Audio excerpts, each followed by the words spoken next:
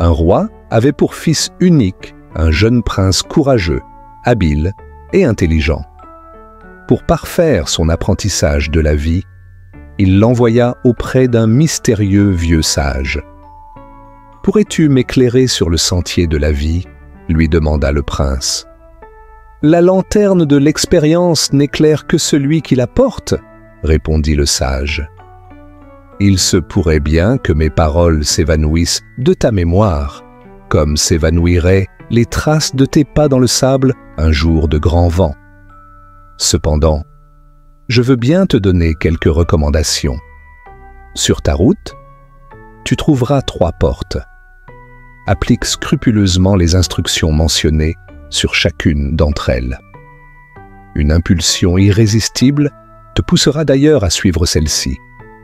Ne cherche pas à te détourner de cette impulsion, car tu serais condamné à revivre sans relâche ce que tu aurais fui, encore et encore. Je ne pourrais en dire davantage. Tu dois éprouver tout ceci dans ton cœur et dans ta chair.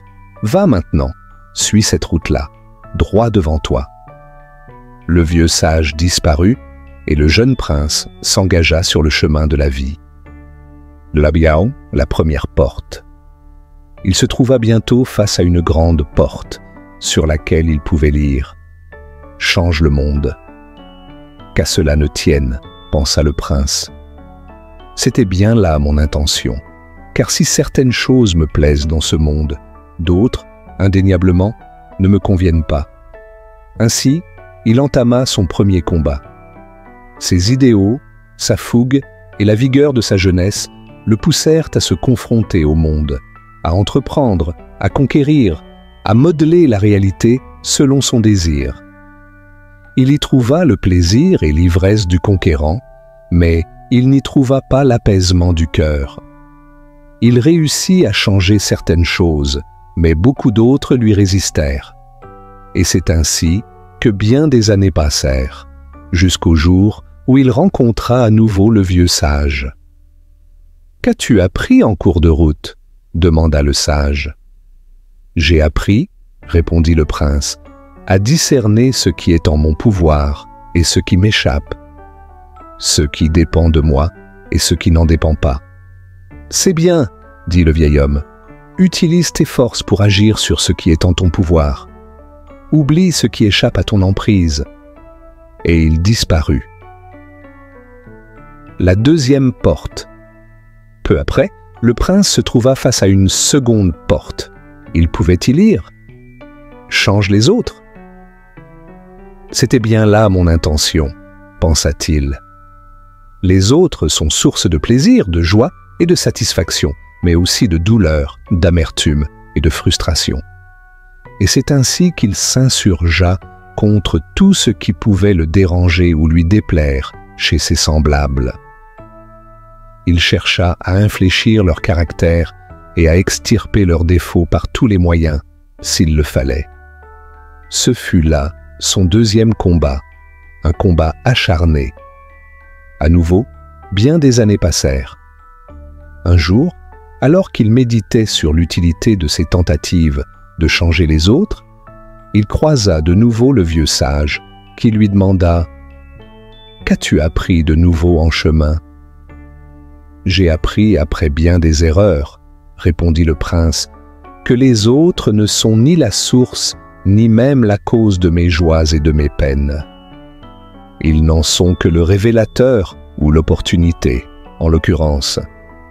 C'est bien en moi que prennent racine toutes ces choses. »« Bien dit, » répondit le sage. « Parce qu'ils réveillent en toi, les autres te révèlent à toi-même. Sois reconnaissant envers ceux qui font vibrer en toi joie et plaisir. Mais sois-le également envers ceux qui font naître en toi souffrance ou frustration, car, à travers eux, la vie t'enseigne ce qu'il te reste à apprendre et le chemin que tu dois encore parcourir. » Et le vieil homme disparut à nouveau. La troisième porte. Peu après, le prince arriva devant une porte où figurait cette injonction. « Change-toi toi-même. Si je suis moi-même la cause de mes problèmes, c'est bien ce qui me reste à faire, se dit le prince. Et il entama son troisième combat. Il chercha à infléchir son caractère, à combattre ses imperfections, à supprimer ses défauts, à changer tout ce qui ne lui plaisait pas en lui, tout ce qui ne correspondait pas à son idéal. Après bien des années de ce combat, où il connut quelques succès mais aussi bien des échecs et des résistances, le prince rencontra encore une fois le sage, qui lui demanda « Eh bien, qu'as-tu appris de nouveau cette fois-ci sur ton chemin ?»« J'ai appris, » répondit le prince, « qu'il y a en moi des choses que je peux améliorer, d'autres qui me résistent et que je n'arrive pas à briser. »« C'est bien, » dit le sage. « Oui, » poursuivit le prince, « mais je commence à être las de me battre. Contre tous, contre tout, et surtout contre moi-même. Cela ne finira-t-il jamais? Quand trouverai-je le repos? J'ai envie de laisser tomber, de cesser le combat, de renoncer, de tout abandonner, de lâcher prise. Et justement là ton prochain apprentissage, dit le vieux sage. Mais avant d'aller plus loin, je te suggère de te retourner et de contempler le chemin parcouru. Et il disparut. Le prince regarda alors en arrière. Il vit dans le lointain la troisième porte qu'il avait jadis franchie. Se rapprochant de celle-ci, il s'aperçut qu'elle portait, sur sa face arrière, une inscription qui disait « Accepte-toi toi-même ».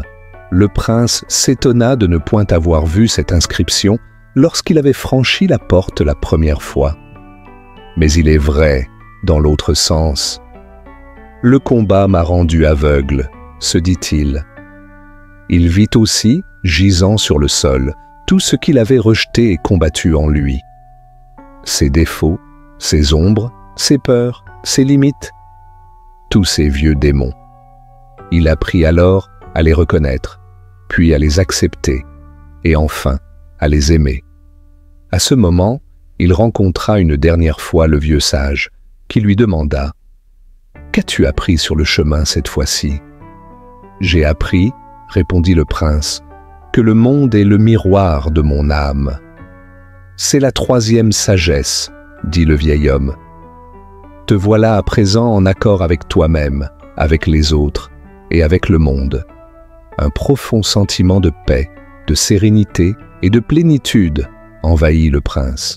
« Continue ainsi, » lui dit le sage. « Ferme les yeux et plonge dans le silence. » Alors, souriant, le prince comprit que la paix véritable ne se trouve ni dans la conquête du monde, ni dans la transformation des autres, ni même dans le combat contre soi-même, mais dans l'acceptation de ce qui est, dans l'harmonie avec soi, avec les autres et avec l'univers. Et ainsi, il franchit la dernière porte, celle qui mène à son véritable royaume,